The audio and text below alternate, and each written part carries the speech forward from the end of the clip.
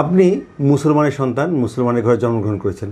মুসলমানি করাটাই তো আবশ্যক এবং দরকার, এবং সবাই সেটাই জানবে এবং বড় উৎসব হবে। এটা একটা ধর্মীয় রিচুয়াল। কিন্তু কখন করা যাবে না সেটা কিন্তু জানতে হবে, কারণ না জানলে সমস্যা। হাইপোস্পেডিয়াস নামে একটা রোগ আছে, যে রোগ হলে দেখা গেল যে পিছন দিকে প্রস্রাব রাস্তার নিচের দিকে ভেন্ট্রাল অ্যাসপেক্টে চামড়া থাকে না, এবং প্রস্রাব রাস্তাটা অগ্রভাগে না থেকে নিচের দিকে থাকে প্রস্রাব রাস্তা। তো এই রাস্তাটা ঠিক করার জন্য এই চামড়ার প্রয়োজন। যদি মুসলমানি করে অনেক সময়ই আমাদের কাছে রোগীরা আসেন, তার বাচ্চাদেরকে নিয়ে আসেন, দেখা গেল সেই মুসলমানি করা কিন্তু প্রস্রাব রাস্তার নিচে। আমরা কিন্তু তখন আর ওই চামড়াটা দিয়ে এই রাস্তাটা রিকনস্ট্রাক্ট অর্থাৎ বানাতে পারি না। কাজে এক্ষেত্রে কিন্তু বাচ্চার জন্য একটা বিরাট ক্ষতি, তার চিকিৎসা কিন্তু তখন করা খুব কঠিন হয়ে যায়।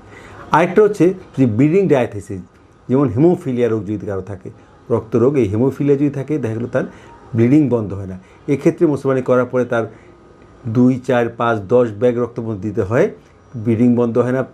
ওখানে কাপড় পেঁচিয়ে চারদিক থেকেই করে হাজম করেছে হয়তো বা কেউ করেছে, সেটা নিয়ে আসছে।